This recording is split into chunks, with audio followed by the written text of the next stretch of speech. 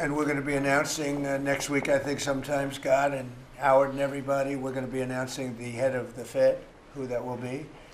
And it'll be a person that will, I think, do a good job. We're paying far too much interest in the Fed. The Fed rate's too high, unacceptably high. We should have the lowest. And I think you read my statement today. I put out a statement before the meeting. But we should have the lowest interest rate anywhere in the world, because a lot of these countries are successful only because of us, because we allow them to have surpluses.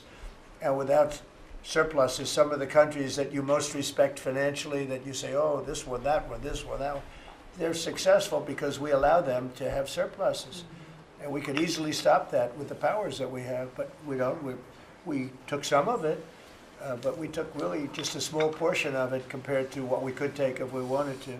We should have the lowest interest rate anywhere in the world. They should be 2 points and even 3 points lower. And if it was, each point is the equivalent of, I would say, $500 billion.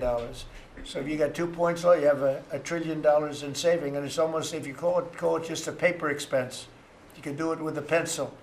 It's not cutting. It's not saying we have to get rid of jobs, or it's just like literally so easy to do. But we have a guy that doesn't want to do it because he's, I think he's politically biased. I really do. I believe he's politically biased because most smart people say it's not even a question. But despite that, we were able to bust through. It's like busting through a wall. We're able to bust through a wall, and we have the kind of numbers that Scott and Howard with the steel and other things talk about. What would you say, Howard, in terms of how we're doing, generally speaking? Great businessman, very successful guy. He's doing a really good job. What would you say? Well, no one, before you walked in the door, no one thought our economy could grow 2%. Fourth quarter, with the shutdown, 5.5%, and that means the first quarter you could see the United States of America with its $30 trillion economy grow in the 6% range, and no one thought that was possible. That's how you get jobs, that's how you get money down, that's how you fix the deficit. You are fixing everything with your policies. You have changed America and created the golden age. Thank you. And with the help of the Fed, because we really, we want help, not hindrance. Why would the Fed hinder? But with the help of the Fed, with the right choice, if we make the right choice, a lot of times you make a choice, you think it's good, and it turns out to be not good. But with the help of the Fed, we could hit numbers that have never been hit before. We could hit 8, 9, 10. There's no reason why not. And, I talk about, if you go back 20 years, 25 years, I'm old enough to remember, when we had good news, when you announced good news, the stock market went up. You announce anything good, the stock market went up. You announce bad, the stock market went up. And that's the way it should be. But now it's, over the last 15 or so years, if you announce good news, that means they're going to raise interest rates because they want to kill it. So you can never really be that successful because you announce all record numbers, great, because they're afraid of inflation. But growth doesn't have to have any impact on inflation. It can make inflation go down in many cases. So, and you've seen that with us. I mean, we're growing at a much faster rate than anybody thought was possible. We have very controllable inflation. With Biden, we were getting killed, and we had the worst inflation in 48 years in history, in the history of our country. And that's with going down. So growth is a great thing. It doesn't mean inflation. And I want to go back to a system where when we announce good news, they say, that's great. We can lower interest rates instead of raise interest rates. And by the way, if inflation comes, we'll take care of it when it comes. But, they're trying to guess it, and they're trying to get it 10 years before in advance. And, we want to make this country greater than ever before, and I think we're doing that. But we want to make it that when we announce great news, everything goes up. If we announce bad news, that happens too. We bring it down, and we control, and we do what we have to do. But we can have numbers in the upside like nobody's ever seen before. US President Donald Trump has renewed his attacks on Federal Reserve Chair Jerome Powell following the central bank's decision to keep interest rates unchanged. My colleagues and I remain squarely focused on achieving our dual mandate goals of maximum employment and stable prices for the benefit of the American people. The U.S. economy expanded at a solid pace last year and is coming into 2026 on a firm footing. While job gains have remained low, the unemployment rate has shown some signs of stabilization, and inflation remains somewhat elevated. In support of our goals, today the Federal Open Market Committee decided to leave our policy rate unchanged. Having lowered our policy rate by 75 basis points over the course of our previous 3 meetings, we see the current stance of monetary policy as appropriate to promote progress toward both our maximum employment and 2% inflation goals. I will have more to say about monetary policy after briefly reviewing economic developments. In a post on his Truth Social platform, Trump called Powell too late and demanded a substantial rate cut, arguing the United States should have the lowest interest rates in the world.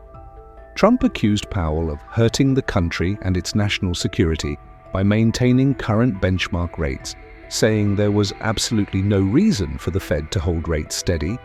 He added that high interest rates are costing the US economy hundreds of billions of dollars a year, costs he describes as completely unnecessary and unjustified.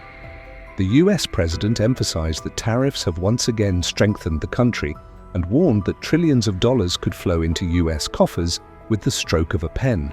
He concluded by reiterating his demand: the Federal Reserve must substantially cut interest rates now.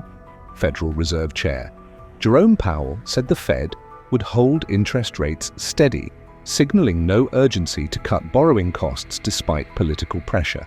Powell emphasized that while inflation has eased, it is not yet fully defeated, and the central bank needs greater confidence that price stability is sustainably achieved before making any rate cuts.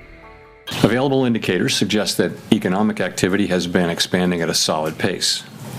Consumer spending has been resilient, and business fixed investment has continued to expand. In contrast, activity in the housing sector has remained weak. The temporary shutdown of the federal government likely weighed on economic activity last quarter, but these effects should be reversed as the reopening boosts growth this quarter. In the labor market, indicators suggest that conditions may be stabilizing after a period of gradual softening. The unemployment rate was 4.4% in December and has changed little in recent months. Job gains have remained low. Total non-farm payrolls declined at an average pace of 22,000 per month over the last 3 months.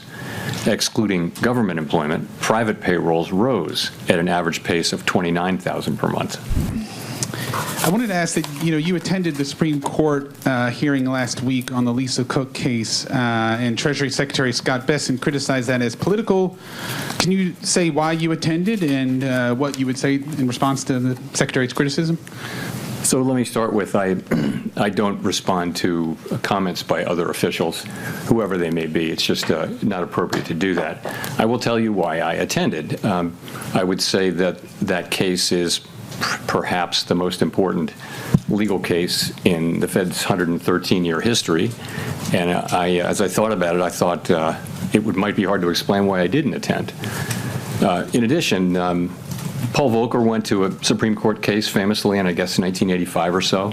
So it's precedented, and I thought it was an appropriate thing, and I did it. Great. And then just quickly follow on the job market. You mentioned last month that the household survey might be distorted, and you also mentioned the potential for overcounting jobs, which would suggest that we're still in a negative hiring pace. So do you see the drop in the unemployment rate as solid? And what's the basis for saying that things have stabilized? Thank you. So, yeah, really two questions. One is, so we're getting through the distortions in the data from the shutdown. However big they were in November, they're smaller in December. So we're getting to a place where they're no longer material. They're still there, but it's a tweak here and there.